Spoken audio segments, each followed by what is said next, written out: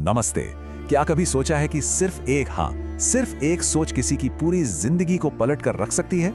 आज हम एक ऐसी ही जबरदस्त कहानी सुनने वाले हैं। ये कहानी है एक भिखारी की, एक व्यापारी की और एक ऐसे सबक की जिसने सचमुच सब कुछ बदल दिया। तो सवाल ये उठता है कि आखिर गरीबी और अमीरी में फर्क किस चीज का है? क्या ये सिर्फ पैसा है या हमारे हालात? जवाब आपको शायद हैरान कर दे। बहुत ही आसान है।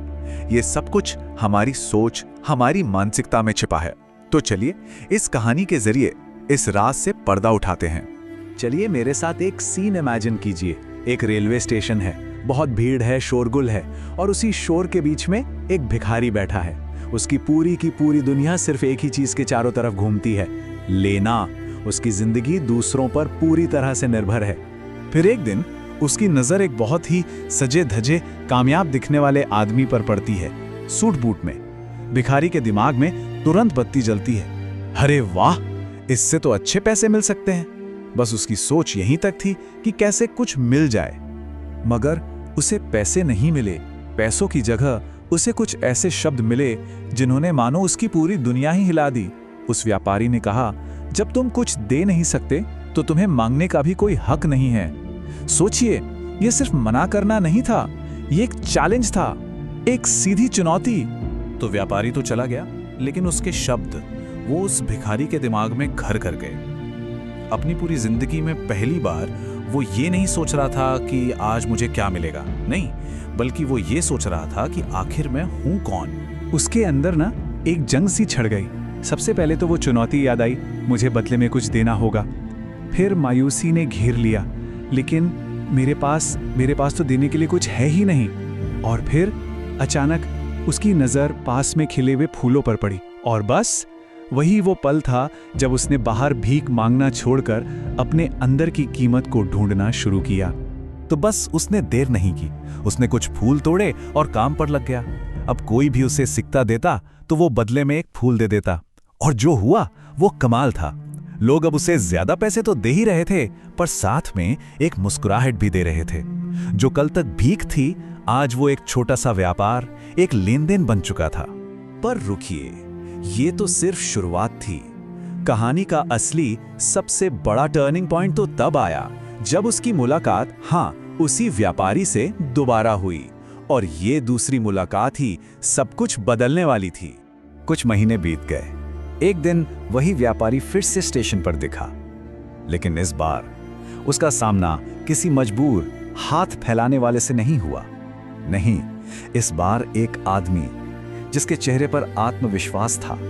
वो आगे बढ़ा और पैसे के बदले में एक फूल पेश किया। व्यापारी ने मुस्कुराकर फूल लिया और कुछ ऐसा कहा जो सिर्फ एक तारीफ नहीं थी, वो एक तरह से सच होती हुई भविष्यवाणी थी। उसने कहा, वाह क्या बात है, आज तुम भी मेरी तरह एक व्यापारी बन गए हो। और बस वो एक पल ऐसा लगा जैसे उसकी आंखों के सामने से कोई पर्दा हट गया हो। दिमाग में जैसे बिजली कौंधी और उसे एक जबरदस्त एहसास हुआ, मैं भिखारी नहीं हूं, मैं तो एक व्यापारी हूं।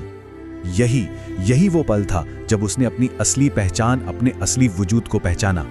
ये जो बदलाव था ना, ये कोई मामूली बदलाव नहीं था, ये बहुत गहरा था।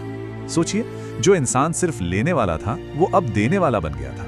उसका सारा ध्यान इस बात से हट गया था कि मेरे पास क्या नहीं है, और इस पर आ गया था कि मैं क्या दे सकता हूं। उसने खुद को गरीब नहीं बल्कि काबिल समझना शुरू कर दिया था। और इस नई सोच का नतीजा बहुत तेज और जबरदस्त। कुछ ही हफ्तों के अंदर वो यहां वहां से फूल तोड़कर बेचने की जगह बाजार से फूल खरीदकर बेचने लगा। मतलब एक प्रॉपर फूल वाला बन गया। और देखते ही देखते 6 महीने में वो पुराना भिखारी, वो पुरानी दुनिया सब कहीं गायब हो चुकी थी।